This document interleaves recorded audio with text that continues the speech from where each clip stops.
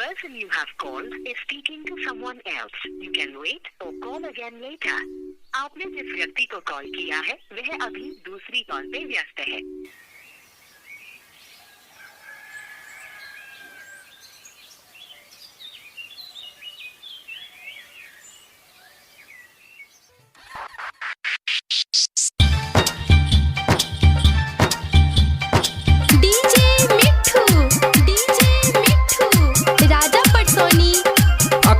सब सुन रहल छी निर्मला म्यूजिक के शानदार प्रस्तुति। झूठा हुके करे छी प्यार तोरा याद नहीं आबै छौ।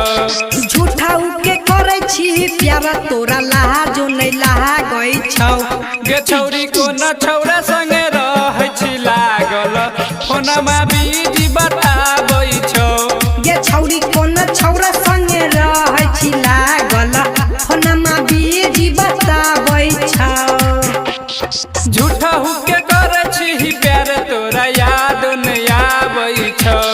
झूठा हुके करे छी प्यार तोरा लाजो नहीं लागै छौ।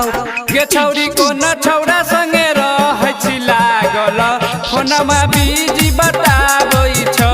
गे छौरी को न छौरा संगे रहै छी लागल फोनमा बीजी बताबै छौ।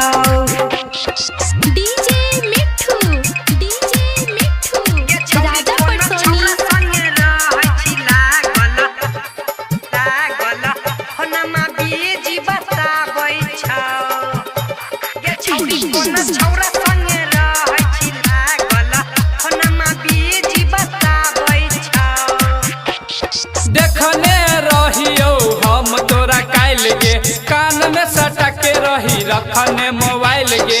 देखने रहियो हम तोरा काल गे कान में सटा के रही रखने मोबाइल गे। तोहरई खेला गे छोड़िया हमर दिल धड़काबै छौ। तोहरे खेला गे छोड़िया हमर दिल धड़काबै छौ। गे छौरी को न छौरा संगे रहै छी लागल फोनमा बीजी बताबै छौ। गे छौरी को न छौरा संगे रहै छी लागल फोनमा बीजी बताबै छौ।